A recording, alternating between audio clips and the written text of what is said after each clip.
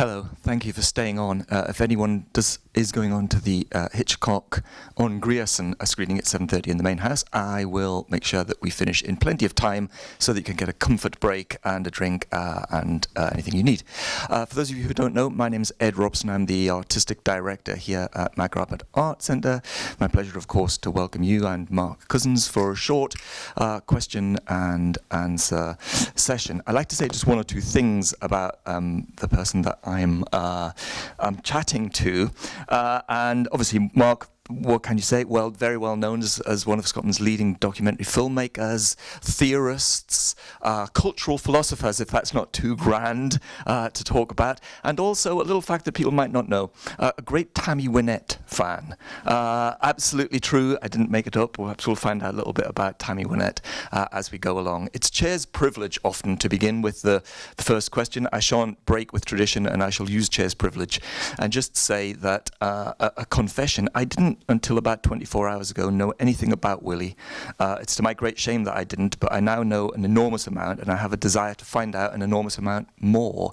And I just wonder whether or not you knew when you began this journey much about Willie, about her work, or whether or not the commissioning or the making of the film was the beginning of your journey with Willie and the kind of remarkable body of work that she's created.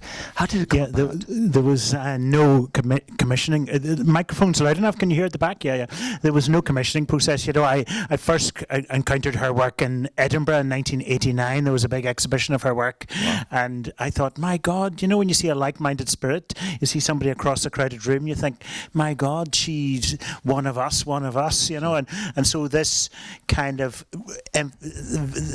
her sense of visual thinking, her sense of, you know, the sort of mathematical or rigorous or engineering aspect of the visual world, the sense of lifting the fuselage and looking into the engine. I thought, wow, like I've got tendencies in that direction, and so immediately I thought that's great. And then she just stayed in the back of my head, and I thought, okay, I'm a Willie fan, and I'll be like that forever. And then on social media 4.5 years ago, I went up to St Andrews and like a fanboy, I stood outside her house in Balmungo and tweeted a picture and said, oh, I'm standing outside the house of this great artist, and the trust that runs her estate said, come and see. And I went and saw in her archive in Edinburgh, some of which you see here, and I was overwhelmed, and I thought, okay, this, I think I'm falling deeper, as it were, tumbling deeper into her world. Absolutely. It's personally a remarkable work, a wonderful work. Thoroughly moved by seeing the work and not knowing anything about Willie until this moment. I felt at the end really very incredibly moved by it, and I was minded of something that I read that you'd said, which was that very early on, it might have been early on in your life or early on in your career as a filmmaker, you realized that maybe paraphrasing, you realized that looking was going to be one of life's great pleasures, and it really feels in the way that you've made this film that you're looking with great pleasure on the work as well, but also being playful with it. It has respect, but at the same time a great sense of playfulness for the feeling of her work and the ideas of her work, rather than just a biographical thing. Yeah, it's not a biographical picture. You know, if you're making a film in the era before, I started directing in the 80s where there was no Wikipedia, so you had to like provide like loads of factual stuff, you know. But now, if you're interested in her, which I hope you are, then you can just go home and Google her, you know. So I don't need to provide the factual stuff. You're interested in a kind of more entranced space, a more subjective space, a place where, you know, you can feel the kind of thrum or the poetics of an artist, and you know, that's what that's what cinema's good at, you know, and so that's what I wanted to do with this picture, get into some slightly more subjective space, and dare I say, like, I think that cinema is very good at a kind of hypnosis in a way, you know, where you feel you want to I don't know, feel that time has stopped still. And I think that's what happened to her when she went on the glacier. That's why I use the word infected in the movie, because she was definitely infected by the glacier, and I was definitely infected by her. And I want to pass on the infection. So I hope, in some way, you guys have, could I ask, anybody know Willie in the audience? Are there any friends of Willie? This is the first audience, like, oh, yes, you knew her a bit? No, so many audiences knew her, or she had lots of relatives. How many people knew her work before this evening? Oh, that's great. So, okay. So we're starting from scratch, and we're not starting from scratch. And the thing is, as you say, she isn't well known, and certainly when you go further afield, and this film's had a theatrical release in Poland and Spain, and it's coming up in Italy, and it's just played in Mexico and in America, of course, and then I go to China this month with her work, and so that sense of a great artist, a great visual thinker, who comes from right here, and yet most people don't know the excitement of the discovery. I think discovery, a lot of people can discover her, and that's a lovely thing. Fantastic. It's fantastic that her story is going to be continued in that way and continued internationally. There's a kind of million, the $1 million question often is, how do you begin going about creating a work like this? And I wonder if you could lift the curtain a little bit and give us a peek into your process of how you start to construct some of the ideas as you reflect on that work. What is the perhaps small insight into the process that you might be able to give? Well, I just thought it should be about her brain, her imagination. The greatest tribute you can pay to any artist is to look at their imagination. And then I realized that maybe her brain, which is all our brains are complex things, maybe they're slightly similar to a glacier. And that's why there's a little sequence in the film, slightly playful, where we say one thing met another thing. One thing was quite young, and another thing was rather old. And then I think I showed you this earlier, but each time I make a film, the standard way is to start with a script, and often those of you who are filmmakers in the room, starting with a script is a really bad idea, I think, because scripts, there's something flat about a script in ways. So I always do these scribbly, I might need your help here to hold this out, Ed, but I always do these sort of scribbly sheets of paper where the film comes alive.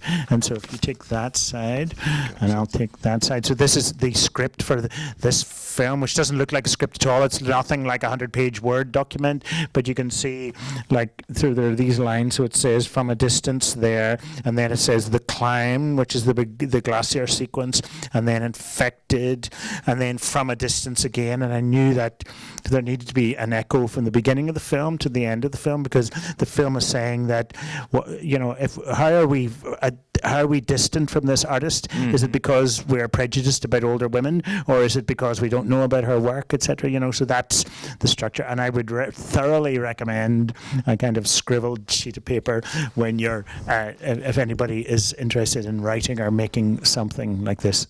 Thank you. It's absolutely the exact opposite. I'm not a film. Seat did you move closer? I did just move so that I could get a hold of this. I thought you're bigger in my frame of vision. I was suddenly worried that if I leant over, I might tear it in half and destroy some future archivist. I could see the archivists in the audience worried that I was about to tear a piece of genuine Mark Cousins ideas paper in half. I thought I better move closer. This is gonna work. But thank you. It's an incredible insight. Most of my work, I've never made films. But I've made a lot of pieces for the theatre and directed a lot of pieces of theatre, and of course the script is everything. It's the alpha and the omega of every process, and I totally understand that flatness that you talk about. And actually, it is a struggle for me as an artist maker working in performance often to escape the script, and it often feels like it's a weight as much as it is an opportunity. And it's fantastic to see a different kind of insight about the creative mind and how that might work. I think for some art forms, it's great to start with the word, but some art forms, it's terrible to start with the word. Yeah, absolutely. I said it was a question and answer. I should open it out to the floor. I'm also required to say that we are recording this evening's question and answer. So if anyone doesn't want to be recorded, then that's absolutely fine. We'll edit you out of the recording later. But just to let you know that that's the case. There are microphones available so that you don't have to shout, and one of our ushers will come and give you a microphone if you would like to answer a question. So opening it out to the floor, questions from the floor, please. Thank you, sir. A microphone will arrive. Mark, clearly one of the key sequences in the film is what I think you describe in the commentary as the Alpine epiphany, Yes. the glacier sequence, right? So you use the opportunity to explore the possible sort of stimuli that Willie might have had from that experience, Yes. But what I'm interested in actually in hearing from you is you chose also to underscore that sequence with a lot of sort of music, especially composed Well, yeah, a music. bit of Rheingold, I'm sure you mentioned. You noticed that. So the question is, how did you go about choosing the music, cooperating with, was it Linda Buckley who composed it? Particularly bearing in mind Willie's interest in experience of synesthesia. Yes, thank you, Richard. So I had been a fan of this composer, Linda Buckley, for a long time. She's Irish. She ran the Conservatoire in Glasgow, so brilliantly classically trained, but also really like punky and gothic. And so I just sent her a fangirl message, and I said, look, I've been a fan of yours for a long time. I wonder, would you consider working with me? And she got back immediately and said very nice things. And she had seen some of my work. And so we met up, and it was a proper meeting of minds. We talked particularly about a song that we both loved called Song to the Siren, this Mortal Coil. Some of you will know it, a Jeff Buckley song. And so it was like, okay, we're bonded, and we were properly bonded. And I talked about the kind of scratchy effect I needed. I don't have a musical language, Richard, but I knew it needed to be scratchy and layered and translucent and all that sort of thing, And what Linda was really brilliant. She went away and I asked her for, I think I said, look, I maybe need 15 minutes of music. And she sent loads and loads of music, including one piece, which I think was 35 minutes, And when you're working in a film like this, what you don't want is a very sharp start and finish to a piece of music. You just need beds, like a glacier is a bed, and she provided loads of that. And I mean, I think as a filmmaker, the thing I love most is working with musicians, because musicians often want to make visual art and visual people want to make musical art. And so we reach out and we almost touch each other like a Michelangelo thing. There's a spark that flies between us if possible. And I think what she did was great here. And also not only Linda, but the sound mix here is somebody called Ali, and he decided to use only water-based things for the sound effects. So when you see those red cubes bumping into each other there, what he did, I thought was fun, was he put his recording device in an ice cube and then froze it and then recorded the noise of frozen ice cubes bumping into each other, which I thought was funny, but also very nice. So all the sound effects are water-related. Thank you. Next question, please. Yes, sir. A microphone will arrive.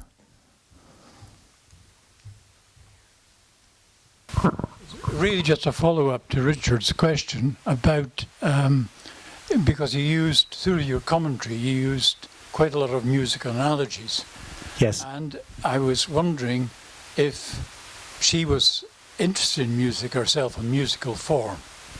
Yes, she was. When St Ives, she comes from St Andrews, as you know, but she did a lot of her work in St Ives. And from what I know, that Lynn Green, who's in the film, I asked her a lot about Willie's musical taste, and apparently music was playing all the time when she was painting, and classical music, orchestral music. I can't remember what Lynn told me specifically, but I think Beethoven, Bach, and Haydn were the ones that were most mentioned. So I don't know beyond that.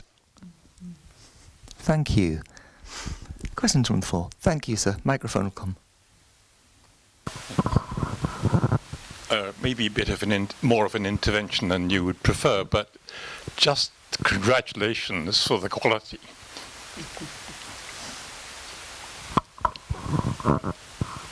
Particularly the sense of wonder that you've given, and your colleagues here, and the people who worked with you. There's a sense of moving into the shamanic, into an area of magic, which, as you can tell from my voice, has carried me away with joy. Thank you.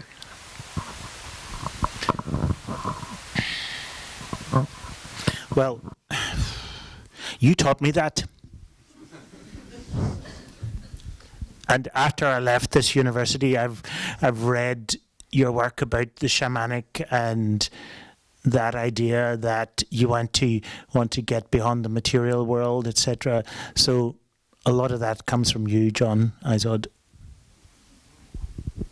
Thank you. Yes, sir. A microphone will come down.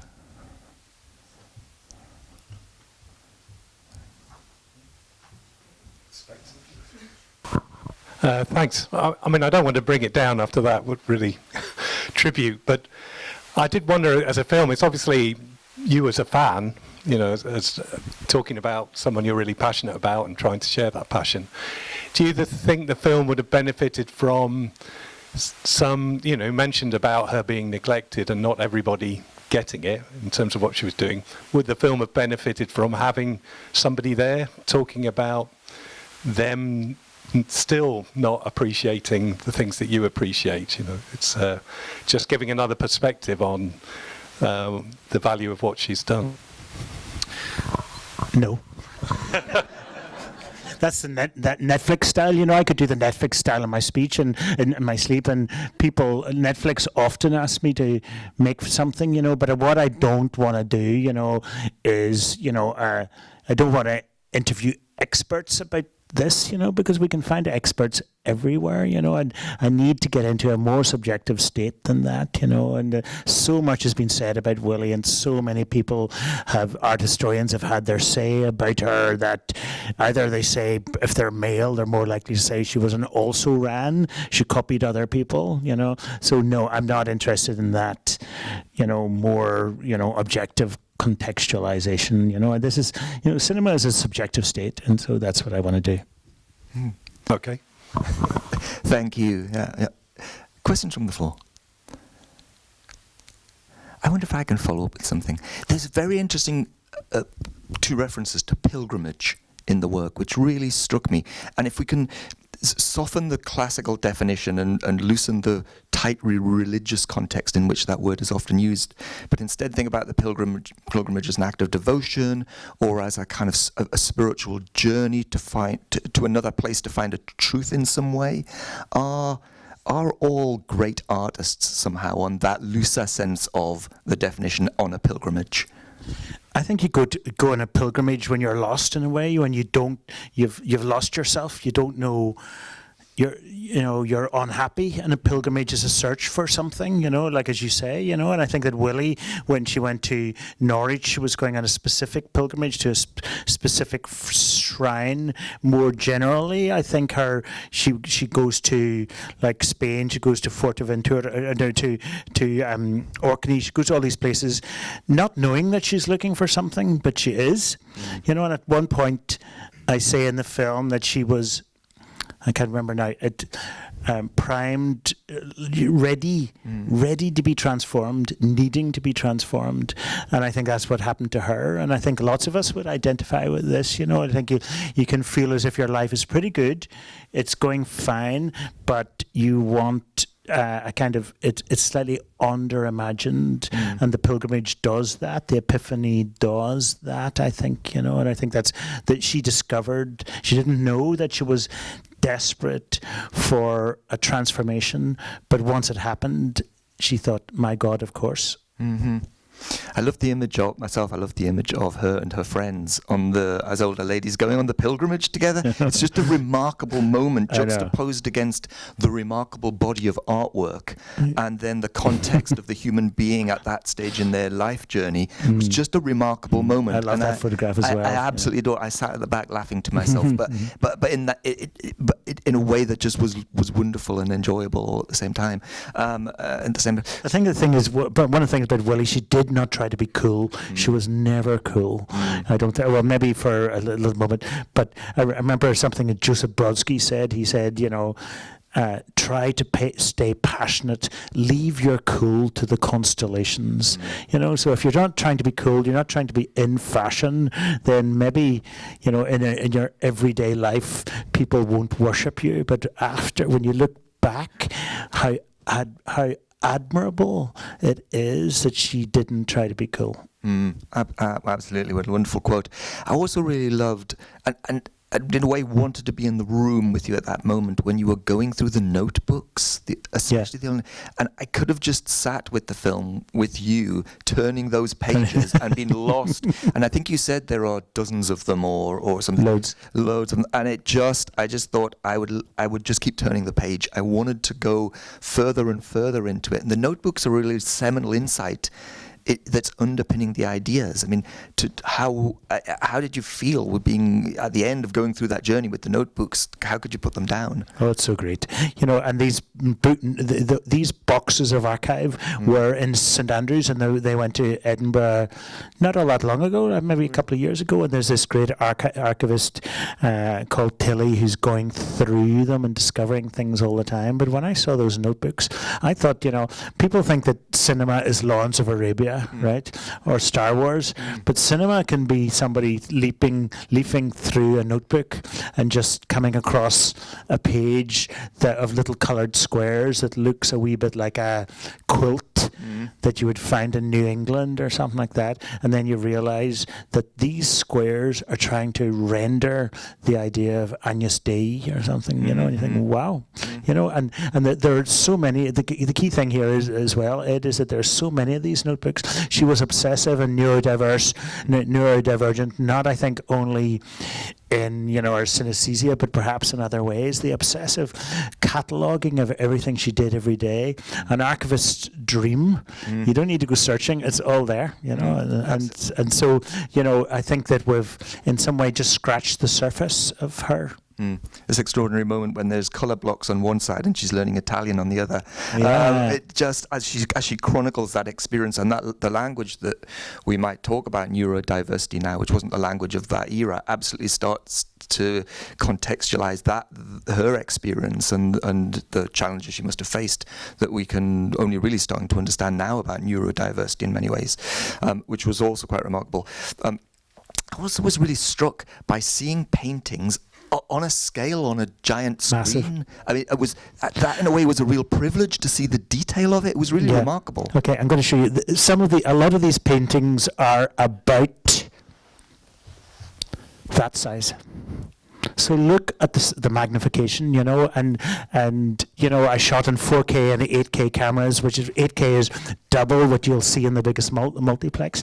And I just thought that her original encounter with the sublime, with the Alps, with Orkney's landscapes was so huge, much bigger than this screen. What if we re-magnify the experience, re-encounter the overload that she felt, so turn these tiny things into massive things, and that's why, she might have hated that idea. Maybe the small scale was important for her, but she's no longer here, and I am. So it's sort of my job to re-encounter this work and say, what if we turn it into another kind of sublime, which is the cinematic sublime in a way.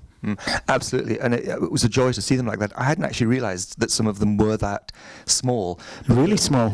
She seldom worked on a big scale.